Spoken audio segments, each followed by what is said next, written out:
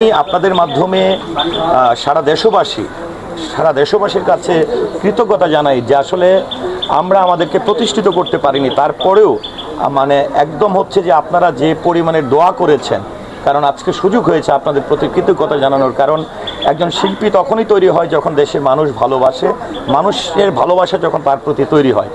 সেটি সঠিক হলে আদালত যদি তদন্ত করে তার সঠিক কিছু পায় তাহলে আমার কোনো অভিযোগ নেই, কিন্তু এর বাইরে আমি যেটি বলছি যে তথ্য প্রমাণ সাপেক্ষে আবারও বলছি যে 15ই মের মধ্যে তিনি তার সকল কাগজপত্র সিটি কর্পোরেশনকে বুঝিয়ে দিয়েছেন, কিন্তু দুইজন ওনার সঙ্গে কিভাবে দেখা হলো।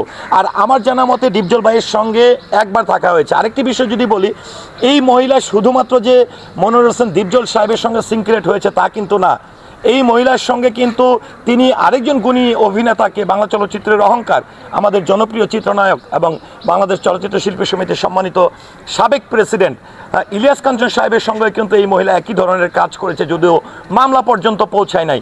এবং কাঞ্চন ভাইয়ের সেই গাড়িতে ওঠার মুহূর্তে ব্যারিকেড সৃষ্টি করেছে, তার সঙ্গে সে হুঙ্কার চিৎকার কান্নাকাটি করেছে।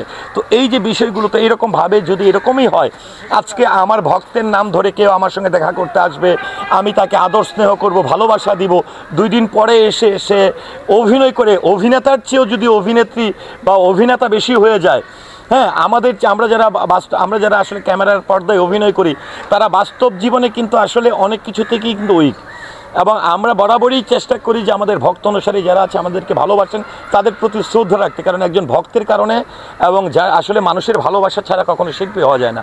সেই জায়গা থেকে অবশ্যই আমি আইনের প্রতি শ্রদ্ধা রেখে সঠিক তদন্ত দাবি করছি এবং ন্যায় বিচার দাবি করছি। আমি আরেকটা প্রশ্ন সেটা হচ্ছে কি, বলেছেন যে এসিড ছুঁড়েছে, আসলে এসিড ছুঁড়েছে যেদিন তার 2 দিন পরে আসলে কিভাবে সম্ভব বলে আমার ঠুসকা পড়ছে। আমি জানি এসিড ছুঁড়ে যেদিনই যখনই মারে তখনই বোঝা উচিত। আসলে দেখেন, এসিড মারার বিষয়টি যেটা হচ্ছে কি, এটা কিন্তু আমি যেরকম করছি, অবশ্যই যেহেতু বাংলাদেশের সবচেয়ে তদন্ত যে ইয়েটা রয়েছে সেটি হচ্ছে যে সিআইডিতে, আমি যতটুকু শুনতে পেরেছি সিআইডিকে তদন্তের ভার দেওয়া হয়েছে। তারা অবশ্যই ন্যায় বিচার করবে এবং এটির মাধ্যমে এমন হবে যে কেউ আর মিথ্যা আশ্রয় বা কাউকে ফাঁসানোর সাহসটা পাবে না। এবং এটি আমি এখনও পর্যন্ত, কারণ মনোয়ার হোসেন ডিপজল সাহেবের সঙ্গে গত এই ক্যাবিনেটে আসার পর থেকে ওনাকে প্রত্যক্ষ পরোক্ষভাবে খুব কাছ থেকে দেখেছি। উনি কিন্তু খুব উদার মনের মানুষ। উনি বাস্তবে, আমি যখন একটি ছোটোবেলায় ওনার গল্প শুনতাম, সিনেমায় তার চরিত্রে অভিনয় করতে দেখতাম, তখন আসলে একজন ভিলেনকে দেখতাম, কিন্তু বাস্তব জীবনে যখন এসে ওনার পাশে এসেছি, তিনি আসলে চলচ্চিত্রের জন্য কতটা কান্ডারি, তিনি কতটা চলচ্চিত্র প্রেমী এবং চলচ্চিত্রের মানুষকে ভালোবাসেন।